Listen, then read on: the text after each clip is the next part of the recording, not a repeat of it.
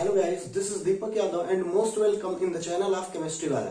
दोस्तों, हम लोग बात कर रहे थे केमिकल इक्विलिब्रियम के बारे में। केमिकल इक्विलिब्रियम का एक लेक्चर हम आप लोगों को दे चुके हैं, जिसमें हमने इक्विलिब्रियम का एक्चुअल मीनिंग बताया था कि एक्चुअल मीनिंग ऑफ इक्विलिब्रियम होती क्या है। बहुत टाइप्स की इक्विलिब्रियम्स हो सकते हैं, जिसमें हमने आपको स्टैटिक और डायनामिक इक्विलिब्रियम में डिफरेंशिएट करके ये समझाने की कोशिश की कि केमिकल इक्विलिब्रियम का एक्चुअल नेचर क्या होता है, केमिकल इक्विलिब्रियम आपकी डायनामिक नेचर की होती है। ये हम अपने पहले लेक्चर में आपको बता चुके हैं।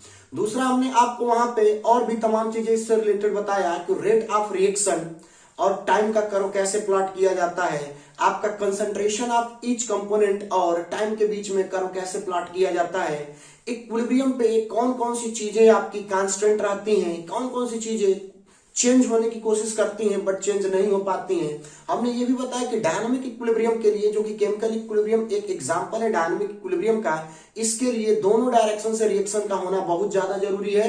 मीन्स हम बोल सकते हैं कि फॉरवर्ड रिएक्शन और बैकवर्ड रिएक्शन। एक ऐसा टाइम आता है कि जब हम इक्विलिब्रियम को अचीव कर जाते हैं और वो टाइम हमारा इक्विलिब्रियम टाइम होता है। तो विदाउट वेस्टिंग आवर टाइम हम लोग आज बात करेंगे अपने केमिकल इक्विलिब्रियम के सेकंड चैप्टर में। यदि जिन लोगों को थोड़ा बहुत कंफ्यूजन होगा तो हमारा पहला लेक्चर जाकर के देख सकते हैं केमिकल इक्विलिब्रियम का, वहां से सारी चीजें आपको क्लियर हो जाएंगी। आज हम लोग पढ़ने वाले हैं कैरेक्टरिस्टिक ऑफ केमिकल इक्विलिब्रियम, जो कि बोर्ड के भी पॉइंट ऑफ व्यू से बहुत इंपॉर्टेंट है और साथ साथ कंपटीशन में भी इससे हमारे पॉइंट्स डायरेक्ट पूछ लिए जाते हैं। तो आइए, without wasting our time we are going to study about the characteristic. आइए इसकी कैरेक्टरिस्टिक को देखने की कोशिश करते हैं। तो इस हिसाब किताब में सबसे पहला जो हमारा पॉइंट होगा, पहला पॉइंट हमारा होगा, हम सभी लोगों को पता है कि जो आपकी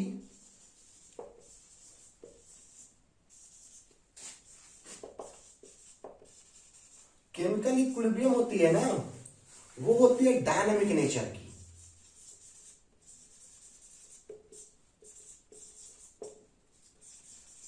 डायनामिक नेचर की होती है। डायनामिक नेचर का मतलब क्या है, तो इसको थोड़ा सा समझाने की कोशिश करेंगे। देखिए, कई बार होता क्या है कि जैसे हमारी इक्विलिब्रियम स्टेब्लिश होती है, तो हमने आपको बताया कि कंसंट्रेशन ऑफ ईच कंपोनेंट जो होता है वो इक्विलिब्रियम पे आपका कांस्टेंट हो जाता है। इसलिए कई बार हमको लगता है ना कि आपकी रिएक्शन ही रुक चुकी है, मतलब रिएक्शन आपकी हो ही नहीं रही है। ऐसा हमको लगता है कि रिएक्शन आपकी हो ही नहीं रही है, रिएक्शन आपकी रुक चुकी है। लेकिन आपकी रिएक्शन रुकी नहीं होती है, बल्कि रिएक्शन सेम रेट से आपकी फॉरवर्ड डायरेक्शन में भी हो रही होती है और उसी रेट से बैकवर्ड डायरेक्शन में भी हो रही होती है। और जो उनका कंसंट्रेशन होता है ना रिएक्टेंट्स और प्रोडक्ट का, वो आपका कांस्टेंट रहता है। जैसे मैं आपको एग्जांपल के थ्रू इसको दिखाने की कोशिश करूं, तो सपोज दैट हमने कहा यहाँ पे कि P और Q मिल करके यहाँ पे R के वो बना रहे हैं, आर प्रोडक्ट का क्या कर रहे हैं, फॉर्मेशन कर रहे हैं। तो आइए हम आपसे कहें कि यदि आपकी T इज इक्वल टू 0 पे हमने इसका 50 मोल ले लिया और इसका मान लीजिए हमने 40 मोल ले लिया। Small t is equal to 0 पे इसका कंसंट्रेशन 0 होगा, सबको पता है। अच्छा, जैसे जैसे आपका टाइम बढ़ेगा तो T is equal to T equilibrium. चलिए, हमने मान लिया कि इस रिएक्शन में 5 सेकेंड बाद आपकी इक्विलिब्रियम आ जा रही है। तो 5 सेकेंड बाद चलिए, यदि हमने मान लिया कि इसका जो रिमेनिंग अमाउंट रह गया वो रह गया आपका 10 मोल, इसका जो रिमेनिंग अमाउंट रह गया वो रह गया, सपोज दैट मैंने मान लिया 3 मोल, और इसका इक्विलिब्रियम पे जो बना हुआ मोल है ना, उसको चलिए हमने मान लिया कि ये आपका 7 मोल बना हुआ। ये सारा हमारा अजम्पशन है, ये कोई हमारा डाटा नहीं है फिक्स, ये सारा अजम्पशन है। तो देखिए, अब जैसे जैसे आपका टाइम बढ़ता जाएगा, जैसे सपोज दैट ये 5 सेकेंड के बाद चलिए हमने मान लिया 20 सेकेंड पे, तो 20 सेकेंड पे भी यदि P का अमाउंट हम देखेंगे ना, तो हमको मिलने वाला है 10 मोल ही। यदि Q का अमाउंट देखेंगे ना, तो वो भी रहेगा आपका 3 मोल ही। यदि इसका अमाउंट देखेंगे ना, तो वो भी होगा आपका 7 मोल ही।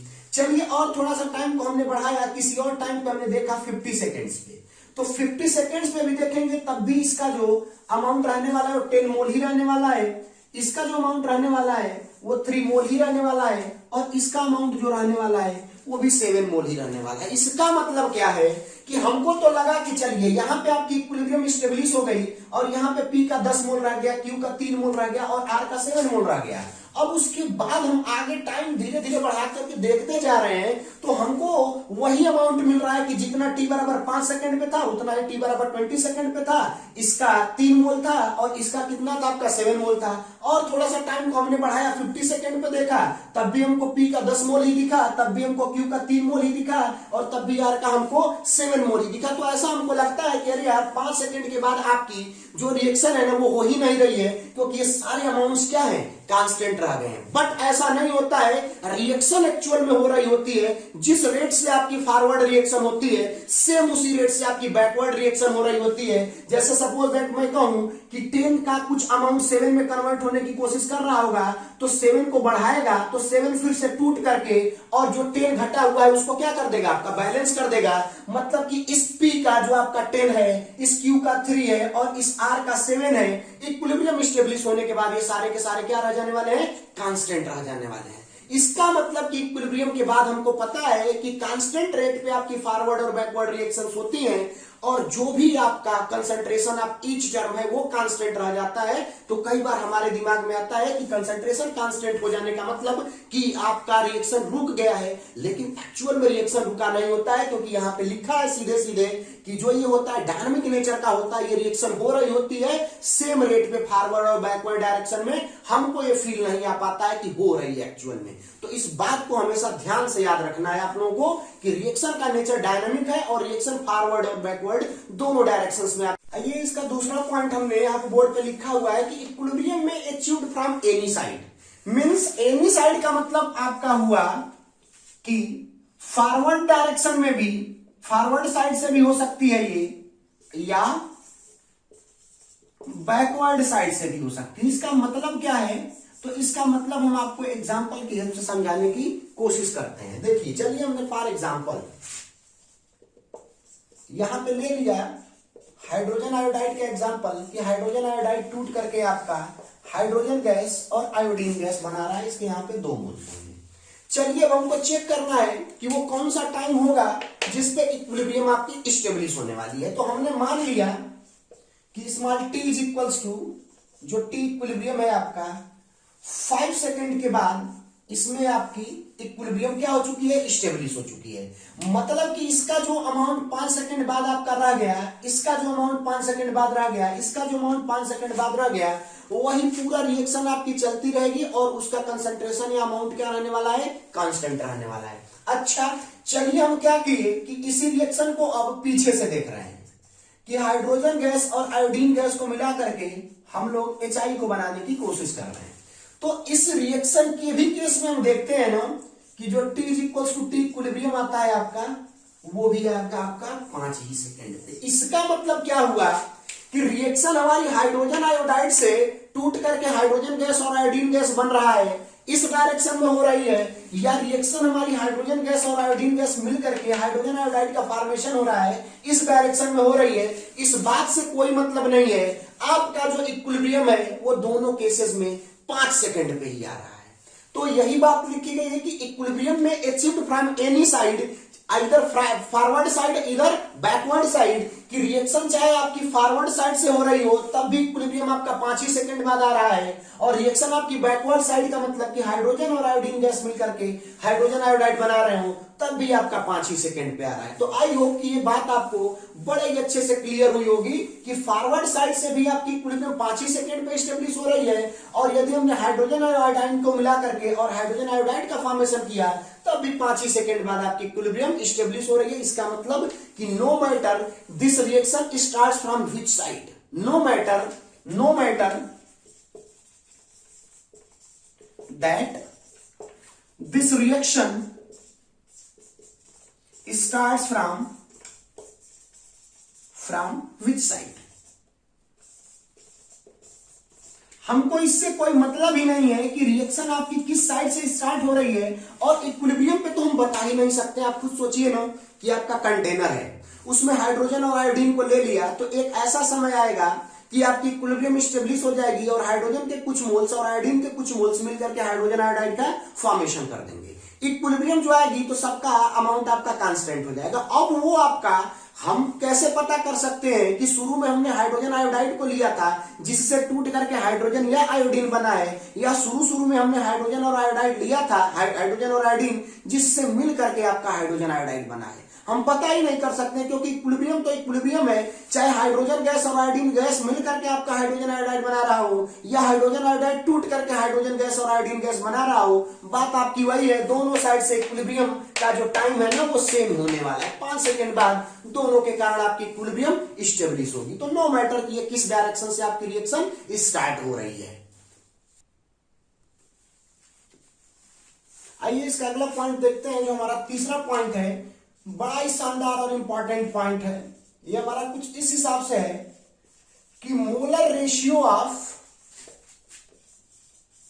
ईच कंपोनेंट,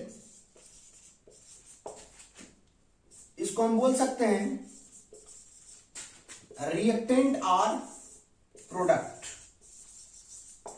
ठीक है, एट या molar ratio of each component reactant और product will be constant for any reaction at equilibrium। इसका मतलब क्या है, तो आपको समझाते हैं कि molar ratio of each component reactant और product will be constant for any reaction at equilibrium, कि इक्विलिब्रियम पे जो रिएक्टेंट या प्रोडक्ट का मोलर रेशियो है ना वो कांस्टेंट रहने वाला है। इसका मतलब क्या है, no matter how much initial amount is taken out. हमको इससे कोई मतलब नहीं है कि इनिशियल अमाउंट कितना लिया गया था रिएक्टेंट्स या कंपोनेंट्स का, इससे कोई मतलब नहीं है। इक्विलिब्रियम पे आपका मोलर रेशियो कांस्टेंट होगा, ये दिखाते हैं। इससे क्या पता चलता है, जैसे मान लीजिए हमने एग्जांपल लिया हाइड्रोजन आयोडाइड के ही एग्जांपल से हम इसको भी समझाने की कोशिश करेंगे कि 2HI, इधर है आपका हाइड्रोजन गैस और यहां पे बना आपका आयोडीन गैस। मान लीजिए कि इसका जो small t is equal to 0 पे इनिशियल अमाउंट है, हमने ले लिया इसका 100 मोल, तो इसका 0 और 0 होगा, t बराबर t इक्विलिब्रियम जो है हमारी वो, चलिए इक्विलिब्रियम पे इसका रह गया आपका 40 मोल, इसका रह गया आपका 20 मोल बना, और इसका हमने मान लिया कि 10 मोल बन गया। तो यदि मोलर रेशियो हम लोग देखें इस केस में, मोलर रेशियो, तो हमको मोलर रेशियो मिल रहा है 40:20:10 का मतलब हो गया आपका 4:2:1। इसका मतलब कि ये मोलर रेशियो है किसका, ये है आपका HI, ये है आपका हाइड्रोजन और ये है आपका आयोडीन। HI H2 और आयोडीन का जो मोलर रेशियो क्या है आपका 4:2:1 है। अब आइए हमने इनिशियल अमाउंट एक बार लिया था, this is our case first. अब दूसरे केस में हम इसका इनिशियल अमाउंट जो है उसको चलिए हमने ले लिया 5000 मोल। इसका इनिशियल अमाउंट जो होगा वो 0 होगा, इसका इनिशियल अमाउंट जो होगा 0 होगा। ये किस पे हमने लिया है, दूसरी बार हमने लिया है, केस 2 है हमारा, small t is equal to 0 पे। अब हमने इनिशियल अमाउंट HI का कितना लिया, 500 मोल लिया। तो t बराबर t इक्विलिब्रियम पे ना, यदि हम चेक करेंगे कि जो आपका HI H2 और I2 का मोलर रेशियो है, तो हमारा यही मिलना चाहिए। सपोज दैट हमने यहां पे मान लिया कि इसका आपका बन चुका है 2000 आपका यहां पे बन गया। तो यहां पे आपका सपोज दैट हमने ले लिया 1000 आपका बना हुआ है, और यहां पे हमने इसका ले लिया 500 बना हुआ है, कुछ इसी हिसाब का आपका होगा। और यदि इस यहां पे भी हम लोग देखें कि जो आपका HI:H2:I2 है, तो इसका जरा मोलर रेशियो हम सभी लोग चेक करें, तो ये हो गया आपका 2000:1000:500। तो यहां से देखेंगे 4:2:1 ही आने वाला है। अच्छा, तो हमने इस केस में भी देखा कि इनिशियल अमाउंट हमने 5000 मोल भी लिया ना, तब भी आपका इक्विलिब्रियम पे इसका जो मोलर रेशियो रहा वो क्या रहा है, कांस्टेंट रहा है।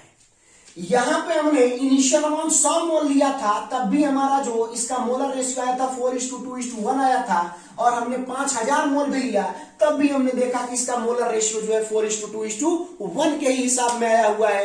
मतलब इक्विलिब्रियम पे आपका मोलर रेशियो जो कंपोनेंट्स का है ना, वो कभी चेंज नहीं होने वाला है। चाहे जो भी आप इनिशियल अमाउंट मैटर का लेकर के रिएक्शन को स्टार्ट करें, मोलर रेशियो आपका कांस्टेंट रहेगा। अच्छा, कई लोगों के दिमाग में यह रहा होगा कि सर आपने इसको कैसे बता दिया? तो इसको मैंने इसलिए बता दिया क्योंकि मुझे पता था कि मोलर रेशियो आपका कांस्टेंट रहेगा।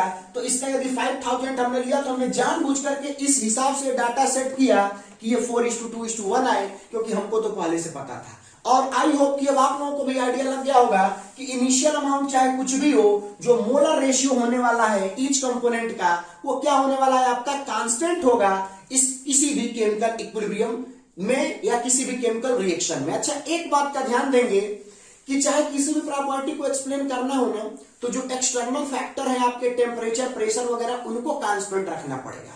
तो ध्यान दीजिएगा कि ये पूरा का पूरा जो सिस्टम है, ऐसा नहीं कि इसको हमने 100 डिग्री सेंटीग्रेड टेम्परेचर पे 100 लिया तब भी 4:2:1 आया, और इसको हमने 2000 केल्विन या 2000 डिग्री सेंटीग्रेड पे हम इस वाले कंडीशन को लिए तब भी आपका वही आएगा। ध्यान दीजिएगा कि condition of temperature and pressure constant होना चाहिए, तभी जाकर के ये आपका होने वाला है। इनिशियल अमाउंट कुछ भी हो, मोलर रेशियो इसका क्या होगा? कांस्टेंट रहने वाला है। ठीक है, आइए नेक्स्ट पॉइंट हम लोग पढ़ते हैं कैरेक्टरिस्टिक में इसके। फोर्थ आपका हमको पढ़ना है इफेक्ट ऑफ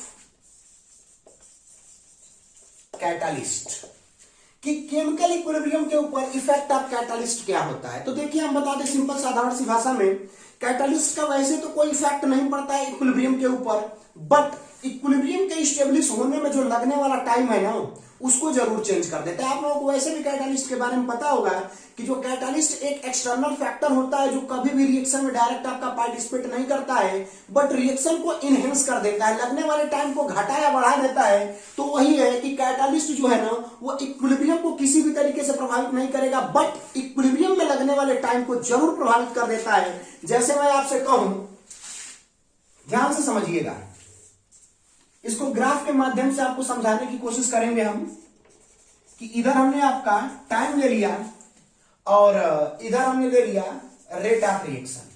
चलिए, तो हम इसको स्टार्ट किए, इसका ग्राफ प्लॉट करना हम क्या किए? शुरू किए यहां पे।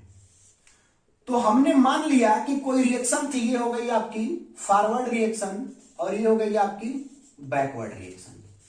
T बराबर T इक्विलिब्रियम पे आपका यहाँ पे जो रेट ऑफ रिएक्शन है कांस्टेंट हो चुकी है, मतलब कुछ इस टाइम पे आपका इक्विलिब्रियम आया हुआ है।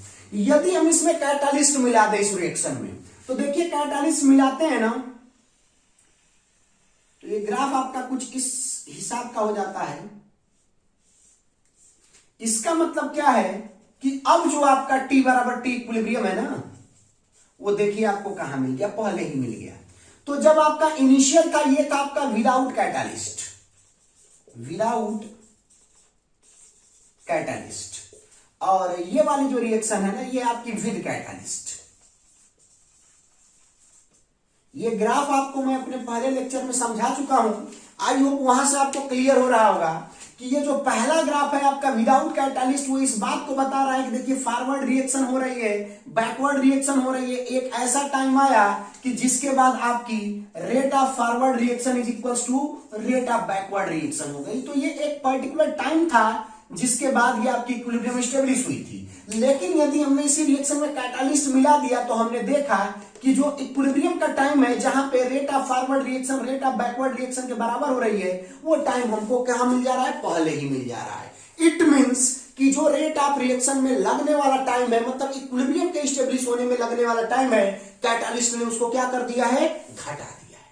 तो इक्विलिब्रियम को कहीं से भी अफेक्ट नहीं करेगा। देखिएगा, रेट ऑफ रिएक्शन यही होने वाली है आपकी, जिसपे रेट ऑफ रिएक्शन और rate of forward reaction rate of backward reaction बराबर होंगी। लेकिन प्रभावित किसको किया है? तो प्रभावित किया है आपका T is equal to T equilibrium को, मतलब इक्विलिब्रियम के स्टेब्लिश होने में लगने वाले टाइम को आपका अफेक्ट किया। तो हम बोल सकते हैं कि catalyst affect the time of achieving the equilibrium. Equilibrium के अचीव होने में लगने वाला जो टाइम है, उसको क्या कर देता है? कैटालिस्ट आपका इफेक्ट कर देता है, उसको प्रभावित कर देता है। जैसा कि इस ग्राफ में हमको क्लियर हो रहा होगा कि विदाउट कैटालिस्ट आपका इक्विलिब्रियम जो है स्टेब्लिश हुआ है कुछ इस टाइम पे, और जैसे ही हमने कैटालिस्ट मिला दिया विद कैटालिस्ट तो हमने देखा है कि इक्विलिब्रियम पहले ही आपका स्टेब्लिश हो गया, मतलब लगने वाले टाइम को क्या कर दिया, कैटालिस्ट ने घटा दिया। अच्छा चलिए, ये फोर्थ पॉइंट था। अब आपका अगला और एक मोस्ट इंपॉर्टेंट पॉइंट आपको बता दें कि इक्विलिब्रियम जो होती है ना वो खासा डिपेंड करती है आपकी टेम्परेचर, प्रेशर, इन सारे एक्सटर्नल फैक्टर्स पे भी। तो हमेशा नोट करके ध्यान दीजिएगा कि जो भी इफेक्ट आप कैटालिस्ट की हम लोग बात कर रहे थे, जो भी मोलर कंसंट्रेशन की, मोलर रेशियो की पहले बात कर रहे थे, तो वो सारा का सारा पॉइंट्स में आपको एक चीज जरूर ध्यान देना है कि ये सारी चीजें जो होंगी ना एक्सटर्नल फैक्टर को कांस्टेंट रख करके होती हैं टेम्परेचर और प्रेशर की सिमिलर कंडीशंस में। यदि टेम्परेचर और प्रेशर को हम लोगों ने चेंज किया, एक्सटर्नल फैक्टर्स को चेंज किया, तो इक्विलिब्रियम को शिफ्ट कराया जा सकता है। तो इस बात को हमेशा ध्यान रखिएगा, नोट करके याद रखिएगा कि टेम्परेचर और प्रेशर की आपकी सिमिलर कंडीशंस होनी चाहिए, तभी हम इन सारे पॉइंट्स की क्या कर सकते हैं, स्टडी कर सकते हैं। चलिए, आई होप आप लोगों को ये बहुत अच्छे से क्लियर होगा इसकी प्रॉपर्टीज, और भी तमाम प्रॉपर्टीज हैं, लेकिन हमने जो मोस्ट इंपॉर्टेंट प्रॉपर्टीज थी जिसमें बच्चों को कई बार कंफ्यूजन होता है, समझ में नहीं आता है, उन सारी प्रॉपर्टीज को हम यहाँ पे फोकस में लाने की कोशिश किए हैं। चलिए, अब हम लोग बात करेंगे इसमें लॉ ऑफ मास एक्शन के बारे में कि लॉ ऑफ मास एक्शन है क्या, मास एक्शन है क्या। अच्छा, एक बात हम आप लोगों को बता दें कि जो लॉ ऑफ मास एक्शन है ना, ये एक तरीके से मान करके चलिए कि इस चैप्टर का हार्ट है। लॉ ऑफ मास एक्शन जिसके समझ में आ गया ये चैप्टर उसके लिए बहुत आसान हो जाएगा, और कुछ है भी नहीं इसमें, बहुत आसान सा टॉपिक है, इसको समझाने की कोशिश करते हैं। सबसे पहले जान जाए कि ये जो आपका इक्वेशन था या ये जो रूल था, इसको गुल्डबर्ग एंड वागे नाम के साइंटिस्टों ने दिया था, गुल्डबर्ग एंड वागे। चलिए, ये कुछ इसमें खास है नहीं। अच्छा, लॉ ऑफ मास एक्शन है क्या, इसको थोड़ा सा समझने की कोशिश करते हैं। तो सबसे पहले इसका स्टेटमेंट देख लें, फिर एग्जांपल के माध्यम से इसको समझाने की कोशिश करते हैं कि इसका स्टेटमेंट क्या है। तो स्टेटमेंट में इन्होंने ये कहा कि किसी भी रिवर्जिबल केमिकल रिएक्शन में जिसमें हमको इक्विलिब्रियम के बारे में बात करनी है, तो जो रेट ऑफ रिएक्शन होता है ना वो डायरेक्टली प्रोपोर्शनल होता है to the multiplication of active masses of all components. इसका मतलब कि हम बोल सकते हैं कि rate of reaction is directly proportional to the active masses। Active mass है क्या बताएंगे, active masses of components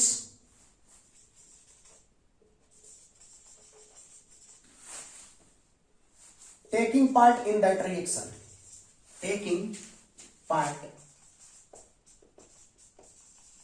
in that reaction.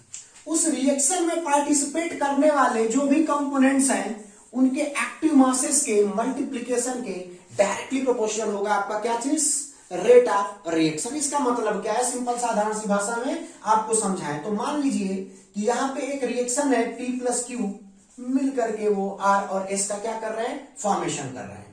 तो यदि हम इसकी रेट ऑफ रिएक्शन में रेट ऑफ फॉरवर्ड रिएक्शन को देखने की कोशिश करें, तो जो रेट ऑफ फॉरवर्ड रिएक्शन होगा ना वो एक्टिव मास ऑफ P, ध्यान दीजिएगा कि ये स्क्वायर ब्रैकेट लगा करके और जो हमने P लिखा है तो इस पूरे का मतलब है कि एक्टिव मास ऑफ P। अच्छा, एक्टिव मास है क्या, इसको हम आगे समझाएंगे, बट अभी आप यहां पे समझिएगा कि एक्टिव मास ऑफ P को रिप्रेजेंट करेंगे एक स्क्वायर ब्रैकेट में, हमने इसको डाल दिया है। अच्छा, P है और साथ ही साथ क्या है आपका Q है। तो फॉरवर्ड रिएक्शन आपकी इधर से इधर हो रही है, तो फॉरवर्ड रिएक्शन में पार्टिसिपेट कर रहे हैं P और Q, तो इसका मतलब rate of forward reaction is directly proportional to the active mass of P and active mass of Q, दोनों के मल्टीप्लिकेशन के डायरेक्टली प्रोपोर्शनल हो गया। अच्छा, एक्टिव मास है क्या, P और Q का एक्टिव मास, ये हम आपको समझाएंगे अभी आगे, बट यहां पे थोड़ा सा भरोसा रखिए भैया, this represents active mass of P, active mass of P, और स्क्वायर ब्रैकेट के अंदर जो Q है ये है आपका एक्टिव मास ऑफ Q। तो ये हो गया आपका फॉरवर्ड रिएक्शन के लिए। अच्छा, यहीं पे यदि हम रेट ऑफ बैकवर्ड रिएक्शन को भी लिखने की कोशिश करें तो ये आपका इक्वल होगा एक्टिव मास ऑफ R और एक्टिव मास ऑफ S के, जहां आपका where this R is active mass of P और ये जो स्क्वायर ब्रैकेट में S है ये हो गया आपका एक्टिव मास ऑफ S। तो ये हो गया एक्टिव मास ऑफ R और ये हो गया आपका एक्टिव मास, सॉरी यहाँ पे R और S है, तो रेट ऑफ रिएक्शन ये हो गया आपका एक्टिव मास ऑफ R और ये हो गया आपका active mass of S। Active mass है क्या, इसको हम आपको समझाने की कोशिश करेंगे अभी अपने आगे आने वाले कुछ टर्म्स में कि एक्चुअल में है क्या एक्टिव मास। बट अभी यहां से समझिए कि जो फॉरवर्ड रिएक्शन है P और Q मिलकर के R और S का फॉर्मेशन कर रहे हैं, तो फॉरवर्ड रिएक्शन की जो रेट है वो एक्टिव मास ऑफ P और एक्टिव मास ऑफ Q के मल्टीप्लीकेशन के बराबर हुई। रेट ऑफ बैकवर्ड रिएक्शन जो है एक्टिव मास ऑफ R और एक्टिव मास ऑफ S के प्रोडक्ट के या मल्टीप्लीकेशन के बराबर हुई। अच्छा आइए अब थोड़ा सा इसको हटाएंगे और हम इन साइन ऑफ प्रोपोर्शनैलिटीज को हटा करके और कांस्टेंट को यूज करने की कोशिश करेंगे और देखेंगे कि ये इक्वेशन एक्चुअली बन कैसे रहे हैं। तो आई होप कि क्लियर हो रहा होगा। ये आपका बैकवर्ड के लिए था और ये नीचे आपका पूरा का पूरा किसके लिए था, फॉरवर्ड डायरेक्शन के लिए था। तो यदि हम यहाँ पे देखें तो रेट ऑफ फॉरवर्ड रिएक्शन जो हमने दिया था directly proportional to active mass of P and active mass of Q। जब साइन ऑफ प्रोपोर्शनैलिटी को हम लोग यहां से रिमूव करते हैं ना तो एक कांस्टेंट लगाते हैं जिसको हम बोलते हैं KF, मतलब कि ये फॉरवर्ड डायरेक्शन की रिएक्शन के लिए आपका कांस्टेंट है और ये हो गया आपका Q। सिमिलरली आपका रेट ऑफ बैकवर्ड रिएक्शन की जब बात की जाएगी तो KB जो होगा वो होगा आपका active mass of R active mass of S।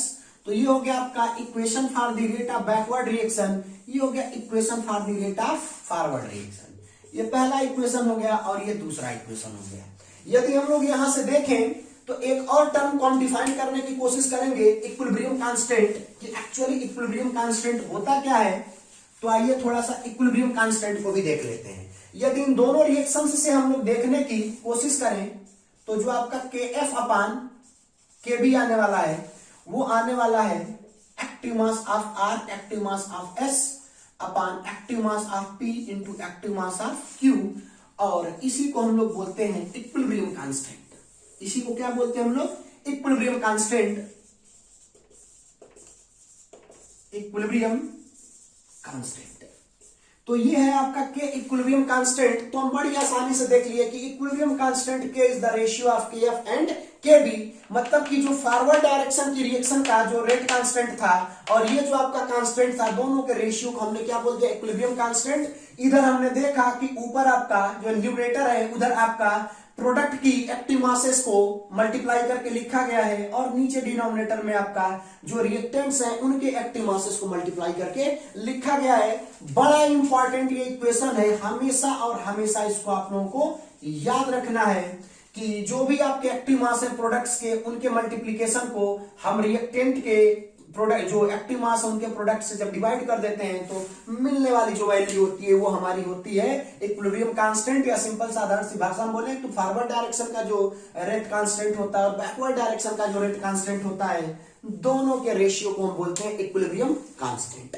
आइए इसको एक हम एग्जाम्पल के माध्यम से समझते हैं, रियल एग्जाम्पल। यहाँ पे थोड़ी सी वर्चुअलिटी हम लोगों को दिख रही थी और रियल एग्जाम्पल के माध्यम से पूरा क्लियर हो जाएगा कि हम आपको समझाना क्या चाहते हैं।